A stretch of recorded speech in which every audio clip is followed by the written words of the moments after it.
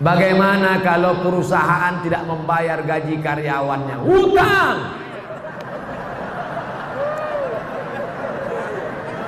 Kalau aku berhutang pada satu orang saudaraku, nanti ku cari engkau di padang mahsyar, insya Allah jumpa kita. Tapi kalau yang aku berhutang kepada karyawan 1000 orang, wahai perusahaan-perusahaan, kau bayarlah sekarang, daripada kau cari mereka di akhirat nanti. Sedangkan di Sumatera aja payah mencarinya, apalagi di padang mahsyar. Hai pimpinan perusahaan-perusahaan, hai manajer-manajer, hai GM, yang Ustaz tunjuk ini siapa? Kamera. Mana tahu kebetulan dia nonton streaming. Bayar hutang, bayar. Al-wa'du dain, janji adalah hutang, dan hutang akan diminta pertanggungjawaban di hadapan Allah. Sekecil apa hutangmu? Faman ya'mal mithqala dzarratin khairan yara. Hutang sebesar biji sawi akan dituntut di hadapan Allah Subhanahu wa taala.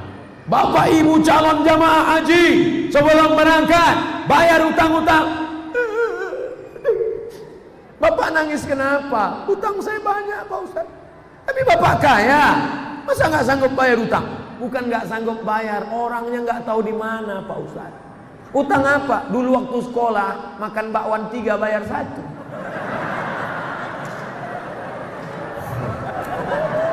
Waspadalah. Bayar.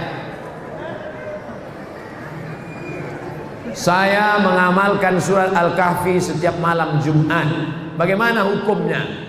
Man qara'a surat Al-Kahfi yaumal Jum'ah. Siapa yang baca surat Al-Kahfi malam Jumat, pagi Jumat, sore Jumat, siang Jumat, dari mulai habis maghrib, sore Kamis, malam Jumat, sampai habis asar, sampai menjelang maghrib hari Jumat, baca surat Al-Kahfi. Allah lahu min nur. Dia dapat cahaya. Dengan cahaya itu dia bisa membedakan mana hak, mana hoax. Mana hak, mana hoax, mana hoax, mana hak. Kita malam ini bisa membedakan mana orang, mana tiang, mana orang gara-gara apa? Gara-gara cahaya, bukan gara-gara mata. Coba matikan lampu semua, buka mata lebar-lebar. Bisa melihat? Kita bisa melihat bukan karena mata, tapi karena cahaya. Makanya ada orang buta tapi hafal Quran. Kenapa? Matanya tertutup tapi hatinya terang. Nur cahaya. Alhamdulillah Pak Ustaz, saya sudah dapat. Bapak dapat? Iya. Kenapa? Nama bini saya Nur Cahaya. Maka siapa yang mendapatkan nur? Orang yang membaca surat Al-Kahfi hari Jumat, malam Jumat. Yang sudah mengamalkan, terus hadisnya sahih. Baik, yang belum mengamalkan, segera amalkan. Mudah-mudahan umurnya sampai hari Jumat. Saya mengamalkan bacaan Ya Razzaq urzuqnil ba'dal fana di setiap habis sunat fajar. Bagaimana hukumnya Pak Ustaz? Ya Razzaq, wahai engkau yang memberikan rezeki, urzuqnil baqa ba'dal fana, berikan aku kekekalan setelah binasa. Setelah tanganku binasa dimakan cacing tanah, setelah mataku binasa dimakan ulat, berikan aku kekal abadi. Setelah, apakah doa ini salah? Tidak salah. Silakan amalkan. Ya Razzaq, wahai engkau yang memberi rezeki, wahai engkau yang memberi rezeki, urzuqnil baqa ba'dal fana, berikanlah aku kekal setelah binasa. Binasa dunia, tapi aku tidak binasa. Selama doa itu tidak salah menurut akidah, maka tidak salah diamalkan. Tapi kalau diajarkan doa, wahai penjaga laut, penjaga sungai, penjaga pohon kayu, datanglah, datang. Itu doa manggil hantu. Nanti pas setelah itu hantunya datang, what can I do for you? Syukran kasiran Ustaz, afwan. Kalau ada orang menyebut syukran, terima kasih, jawabannya afwan. Menurut Ustaz, jamaah tabligh itu baik apa tak baik? Entah. Ada orang kampung saya punya meja biliar bola sodok. musik keras. Pergi saya ke Mesir kuliah. Pulang saya kuliah, saya sholat di masjid, saya jadi makmum. Imamnya enak sekali baca ayat. Bismillahirrahmanirrahim. Alhamdulillahi Rabbil Alamin. Siapa ini imam? Rupanya yang punya meja biliar dulu. Selesai sholat saya tanya, abang yang punya meja biliar bertato rambut panjang dulu kan? Iya. Kok bisa abang sekarang? Ada jamaah tabligh datang ke meja biliar. Selama ini ustadz cuma di masjid saja. Ustadz tidak pernah mengajar kami sholat. Jamaah tabligh datang, kami marah-marah. Jamaah tabligh, pergi keluar, nanti ku pukul kepala. Besok dia datang lagi. Sampai akhirnya kami muak, akhirnya kami ikut dia ke masjid. Ustadz Somad berceramah di masjid. Ustadz Somad tidak pernah ceramah di meja biliar. Siapa yang membuat preman-preman tengik tobat? Siapa yang membuat orang-orang di parkir tobat? Nih jamaah tabligh. Kira-kira jamaah tabligh ini baik apa tak baik? Yang bilang bukan saya. Saya cuma nanya aja. Jadi kalau ada orang mengatakan jamaah tabligh tidak baik, kenapa jamaah tabligh tidak baik? Karena jamaah tabligh pakai sorban, Nabi Muhammad pakai sorban. Jamaah tabligh tidak baik. Kenapa? Karena jamaah tabligh pakai jenggot, Nabi Muhammad pakai jenggot. Jamaah tabligh tidak baik. Kenapa? Karena jamaah tabligh mengetuk pintu rumah ngajak sholat. Itu yang dilakukan Nabi Muhammad. Assalamualaikum, ayo sholat. Ustaz Somad kenapa enggak melakukan ini? Saya takut. Orang jamaah tabligh tak ada takutnya. Assalamualaikum, Pak Haji, ayo ke masjid Pak Haji. Jangan ajak-ajak saya. Kau belum lahir aku udah haji. Besok dia datang lagi. Assalamualaikum Pak Haji. Waalaikumsalam. Ayo ke masjid Pak Haji. Jangan ajak saya. Saya sholat di Masjidil Haram 1 rakaat, catatannya 100.000 rakaat. Udah penuh amal saya. Saya udah sedikit lagi masuk surga. Jangan ajak saya. Besok dia datang lagi. Lama-lama Pak Haji bosan, udah kumat jantung. Ayolah. Nih jamaah tabligh. Kira-kira jamaah tabligh ini baik apa tak baik? Udah 2 kali kutanya. Saya punya keluarga. Ini panjang ini. Ini tak pertanyaan tak curhat. Saya punya keluarga. Oke, saya paham. Mempunyai sebidang tanah. Oke. 20 kali 15 meter. Ya. Namun tanah kami dikuasai tanpa hak oleh tetangga kami. Oke, jelas. Dengan ukuran lebar 7 meter. Pertanyaan saya, apakah orang yang mengambil hak tanah kami berdosa hingga akhirat? Qaidah sibrin, sejengkal kau ambil, quyida, dililitkan ke lehermu sab'i aradin, 7 lapis. Sejengkal kau ambil 7 lapis tanah dari lehermu. Apalagi 7 meter? Apakah keluarga anak menantu turut berdosa karena mengetahui bahwa orang tuanya telah mengambil? Ya, yang tak tahu malam ini ku beritahu. Yang pura-pura tak tahu, tak mau tahu, aku kasih tahu. Andai tanah ustadz yang dibuat orang begini, apa tindakan ustadz? Ku lapor ke Pak Kapolres. Ada orang ngejek-ngejek saya di internet, foto saya di model-modelnya. Disangkanya saya, Ustadz Somad itu baik, maafkan. Enggak. Ustadz, ini ada orang ngejek Ustadz. Kita BAP ke Polda. Berapa tahun? 4 tahun. Tenggelam kan? Jangan macam-macam. Apa gunanya di sebelah kanan Pak Kapolres, di sebelah kiri Pak Dandim, ya kan? Kita jalan sama Pak Wakil Gubernur, ada Pak Bupati. Inilah masanya. Main kan?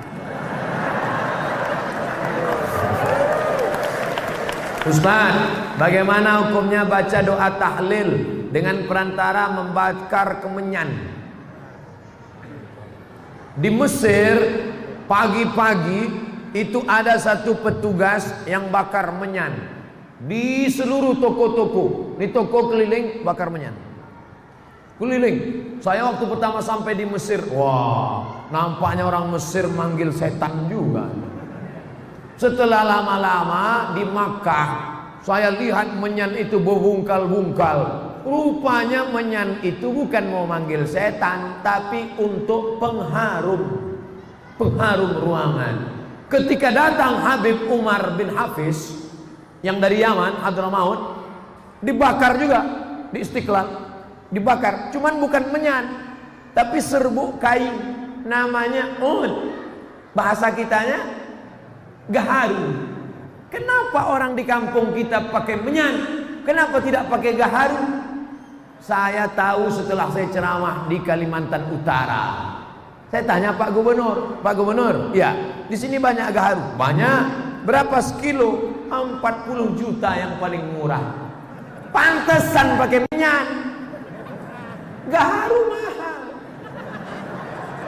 Kalau sampailah 40 juta itu kita letakkan di ruang tamu, lalu ada kawan yang hidupkan, itu kita nangis. Kenapa? Nggak tahan asapnya, nggak tahan. 40 juta bro.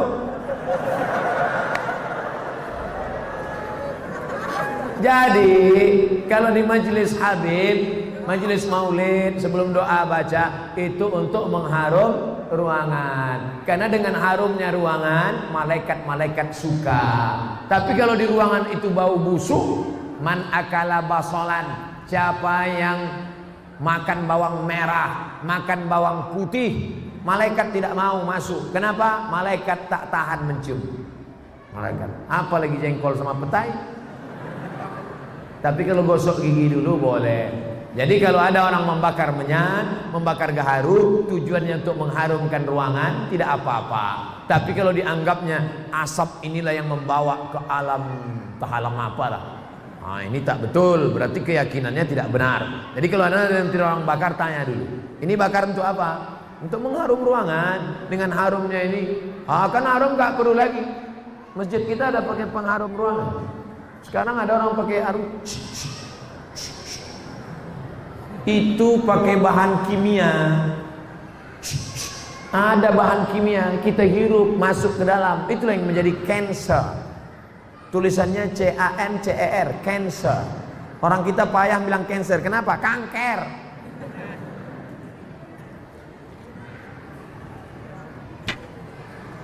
Bagaimana mengajar suami untuk selalu ke tempat majelis sementara beliau seorang mu'allab? Doa pun kami sebagai istri sudah mendoakan Pak Ustadz. Ini kekeliruan sebagian istri-istri. Hai istri-istri, kalian banyak keliru menghadapi suami. Setelah kalian ngaji, lalu setelah itu kalian pulang ke rumah, suami kalian ceramah. Hai suami, sini sebentar. Assalamualaikum warahmatullahi wabarakatuh. Hai suami. Bukan begitu caranya. Bahannya dari mulut ibu, tapi pakai lidah wali. Perempuan punya wali 6. Abang. Wali perempuan ada 6. Ayah, kakek, abang, adik, abang ayah, adik ayah. 6 wali kalian, Bu. Lapor ke wali, nanti wali yang menasihati dia. Menantuku, hei adik iparku, sini sebentar. Begitu. Makanya laki-laki mesti ngerti. Nanti kalau abang ipar kalian menasehati, itu bukan dia intervensi. Jangan kamu ngomong, Pak, ini keluarga kami, jangan intervensi kami. Nah, ini nggak ngerti keluarga. Ibu tetap berdoa, kami juga nanti di akhir majelis tetap mendoakan. Mudah-mudahan suami-suami ibu menjadi suami-suami yang baik-baik semua. Ahlan wa sahlan Ustadz di kota Pala, Fakfak. Semoga Allah senantiasa memberikan kesehatan dan keselamatan. Amin. Bagaimana hukumnya orang tua menolak pinangan laki-laki disebabkan karena keturunannya, padahal laki-laki tersebut baik agamanya?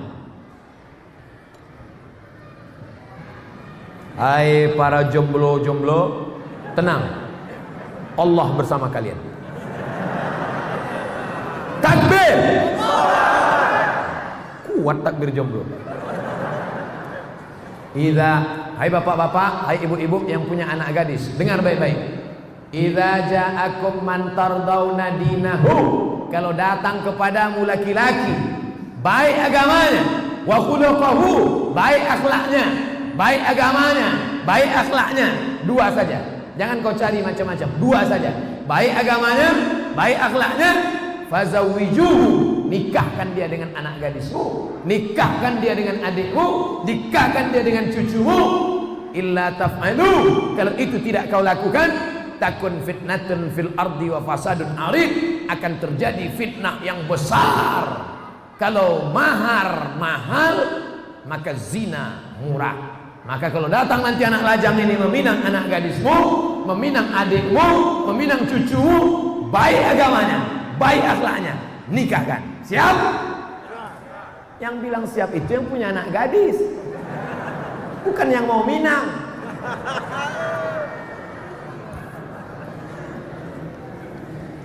Bu, Pak, kalau kalian cari menantu kaya, nanti dia miskin, kalian jadi benci. Kalau kalian cari menantu ganteng, nanti ketika dia keriput, kalian benci. Carilah menantu yang taat kepada Allah, yang akidahnya baik. Jangan kau lihat warna kulitnya. Bilal bin Abi Rabah dipanggil oleh Nabi, "Ta'al Bilal, aku dengar suara sendalmu dalam surga." Kresek, kresek, kresek, kresek. Bilal itu berkulit hitam, hamba sahaya, orang Afrika Utara. Tapi didengar Nabi suara sendalnya dalam surga. Belum mati sendalnya udah masuk surga. Makanya kalau ada bapak ibu nanti kehilangan sendal, sabar, berarti udah masuk surga duluan. Jangan-jangan sendal saya pula hilang duluan. Jangan kau lihat lagi suku. Ini masih banyak orang tidak mau menerima hanya gara-gara suku la ilaha illallah. Saya sebagai orang Jawa enggak mau kalau anak gadis saya nikah sama orang Batak. Kenapa, Pak? Derajat terlalu jatuh.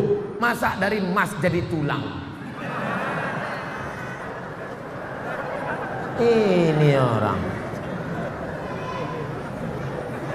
Kalau orang kerja di bank konvensional, gajinya riba atau tidak riba, Pak Ustaz?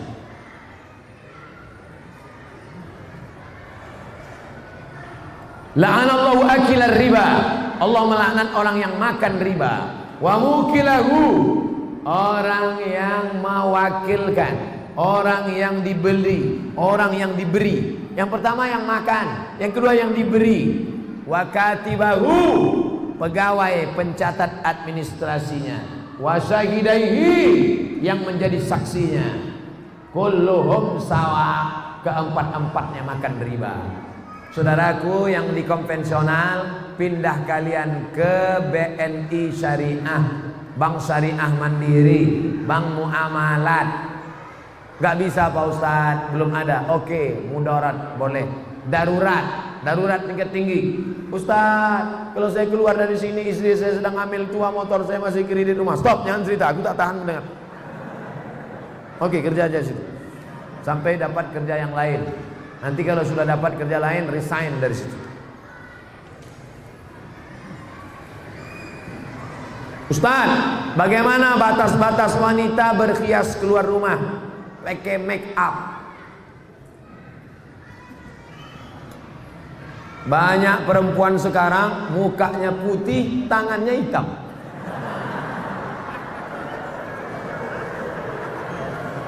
Kau cantik bukan karena bedakmu, kau cantik bukan karena sedomu, kau cantik bukan karena bulu mata alismu, tapi kau cantik karena bekas wudhu tahajudmu, kau cantik karena bekas cahaya baca Quranmu. Itulah yang disebut dengan inner beauty, kecantikan dari dalam. Ini perempuan banyak bersolek-solek. Sudah tahu AC mati panas dipakai bedak, luntur. Alis ini cukur. Oh, cukur. Pakai whiteboard. Oh gitu panas meleleh. Panas ya? Iya. Iya. Orang senyum semua. Orang senyum. Apa tak senyum? Nengok tuyul. Pulang ke rumah mati lampu. Assalamualaikum. Assalamualaikum bang. Istri buka pintu. Allahu qayyum la ta'khudhuhu sinatun wa la nawm lahu ma fis samawati. Ini hantu kok enggak pergi? Ini istrimu bang. Jangan bersolek-solek jahiliyah. Ustaz, saya ini mukanya pucat. Muka saya pucat Pak Ustaz. Nanti kalau saya nggak pakai bedak, orang nyangka saya sundel bolong. Pakai natural, sekedar warna kulit boleh. Pakai minyak wangi menghilangkan bau ketiak, bau bawang boleh.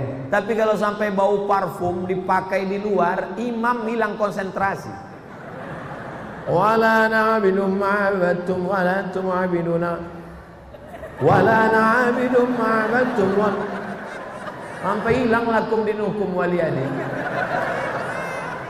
Yang biasa sekedar menghilangkan bau ketiak boleh, itu namanya natural. Bagaimana konsep pendidikan anak dalam Islam? Sejak dalam kandungan hingga jadi anak soleh, hafiz Quran 30 juz. Ada orang mengatakan mendidik anak itu sejak SD. Sejak SD baru bisa dididik. Ada lagi yang mengatakan mendidik anak sejak pandai berjalan. Tapi yang paling tua pendapat, mendidik anak adalah sejak mencarikan ibunya. Aminah ibunya, maka lahirlah anaknya Al-Amin. Al-Amin akan lahir dari Aminah. Tapi jangan gara-gara ini nanti bapak pulang ngomong sama istrinya, gara-gara kau tidak Aminah maka anak kita tidak Al-Amin. Yang kalian yang lajang-lajang, yang belum menikah, mudah-mudahan ditemukan dengan Aminah. Yang ngomong amin yang belum nikah. Ini anak udah 2, amin. Gak tahu dia istrinya nengok dari atas. Awas. Bapak Ibu yang dimuliakan Allah, cari istri solehah. Dia nanti akan mendidik anak-anak kita. Kita pergi petang, pergi pagi, pulang petang, peras keringat, banting tulang. Kita pergi pagi, anak belum bangun tidur. Kita pulang malam, anak sudah tidur. Kita jarang pulang. Nama Toib. Siapa yang mendidik anak-anak kita? Nih mereka. Didik istri soleha. Istri soleha saat mengandung anak dibacakannya Al-Quran. Bismillahirrahmanirrahim. Amma yatasa'alun 'anil naba'il 'azim alladzi hum fihi mukhtalifun kalla saya'lamun. Masya Allah, 3 kali ganti. Macam penerbangan juga.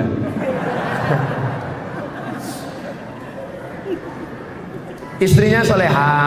Istri soleha tadi waktu hamil banyak-banyak baca ayat. Saya yakin dan percaya ini dulu pasti ibunya waktu dalam kandungan banyak-banyak sholawat. Pasti anak-anak ini yang datang mendengar pengajian ini, pasti ibunya waktu hamil dulu baca ayat. Karena kalau dia tak baca ayat, pasti anaknya lompat-lompat. Karena emaknya nyanyi kucing garong tiong racun. Bapak Ibu yang dimuliakan Allah. Setelah itu anak tadi disusukan. Sekarang banyak anak-anak meluk kaleng. Susu sama kaleng. Susukan sama ibunya. Setelah itu kemudian dimasukkan sekolah agama. Bawa pengajian. Kemarin saya pergi ke hotel. Kebetulan di hotel itu tinggal anak MTQ dari Kabupaten Bengkalis, Riau. Umur 8 tahun, hafal Quran 30 juz. 8 tahun, cari di internet. Namanya An-Nisa Zahra dari Riau. Saya tanya kakeknya, "Kek, ini gimana dia bisa hafal Quran umur 8 tahun?" Sejak kecil di kamarnya non-stop 24 jam MP3 Al-Quran. Jadi Bapak Ibu nanti pulang dari sini lagu-lagu dangdut, Cinta Satu Malam, Kabikaci Kabigam, Coach Kotahe, campakkan ke laut. Jangan rusak laut, nanti dimakan ikan hiu pula, bakar. Alhamdulillah Pak Ustaz, semua CD lagu dangdut udah saya sodakohkan. Jangan, mengalir dosanya. Balik dari sini lagu-lagu dangdut bakar, robah dengan MP3 Al-Quran. Bagaimana jika niat pakai cadar tapi dilarang orang tua karena takut lulus kuliah tak dapat kerja? Yang nyuruh pakai cadar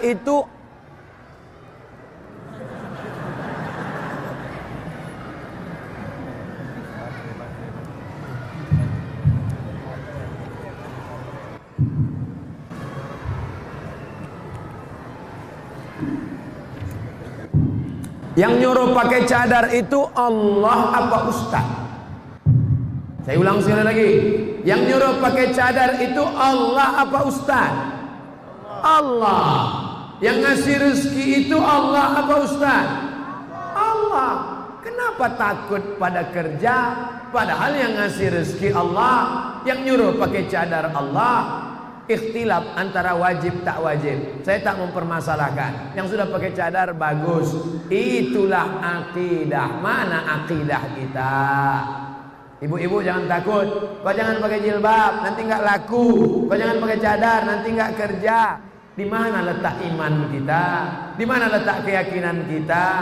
Bukan satu pintu rezeki yang diberikan Allah. Ibu-ibu yang punya anak gadis, mau dia pakai cadar, alhamdulillah. Jangan takut rezeki. Ya Razzaq, wahai Engkau Maha Pemberi rezeki. Wa ma min dabbatin fil ardh, tidak ada satu binatang yang melata di atas muka bumi melainkan Allah yang memberikan rezekinya. Cicak itu melata, tak bisa dia ke darat. Cicak di dinding-dinding, tapi makanannya luar biasa. Cicak itu makanannya bukan tanggung-tanggung, helikopter dia makan.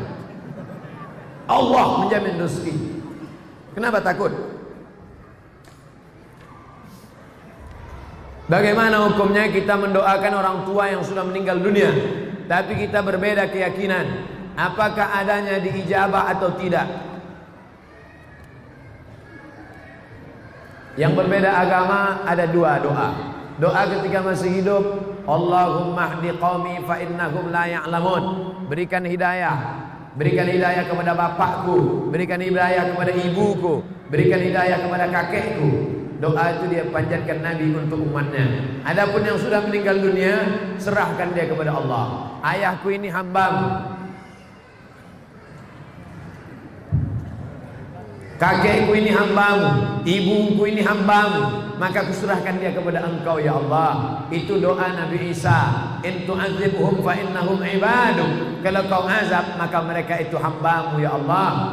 Kalau kau ampunkan, mereka itu hambamu ya Allah. Kalau kau azab, mereka itu juga hambamu ya Allah. Itu yang bisa kita ucapkan. Serahkan kepada Allah Subhanahu wa ta'ala.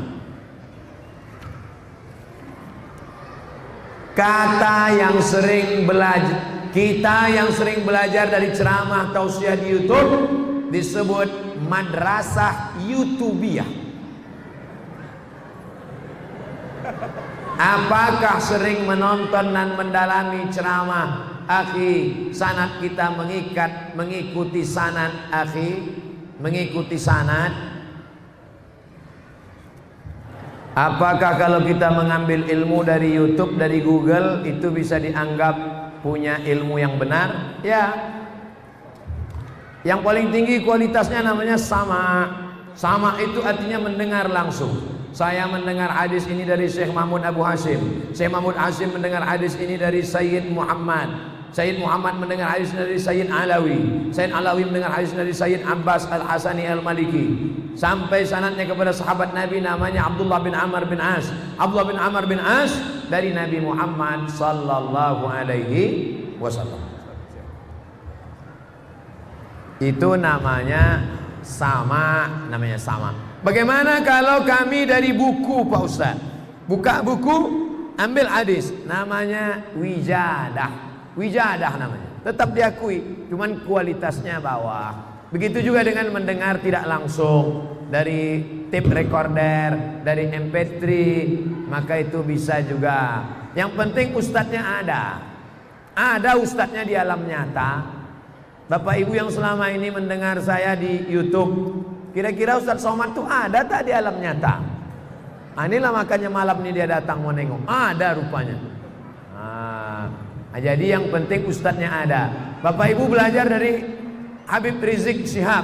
Habib Rizik itu ada atau tak ada? Ada. Maka boleh belajar. Dari Ustadz Adi Hidayat. Ustadz Adi Hidayat ada. Yang tak boleh itu dari Ustadz Upin Ipin. Nah, itu tak ada. Selama orangnya ada, kajinya benar, akidahnya Ahlussunnah wal Jamaah, maka boleh, tak masalah. Ajaztum jami'a marwiyati wa muallafati wa muhadarati. Saya ijazahkan semua MP3, semua video YouTube, semua buku-buku, 37 masalah populer, 99 tanya jawab salat, 30 fatwa seputar Ramadan. Saya ijazahkan semua riwayat-riwayat ilmu yang saya sampaikan kepada ini, semua yang hadir di majelis Masjid Agung malam ini. Jawabnya qabiltu, aku terima. Saya pernah melihat orang mau dikubur, sebelum ditutup kuburannya diazankan. Allahu Akbar, Allahu Akbar.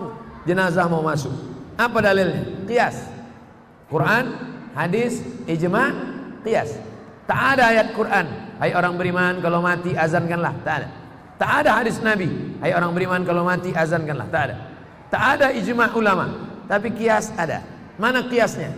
Lahirnya diazankan, maka matinya pun di sebahagian mazhab Syafi'i.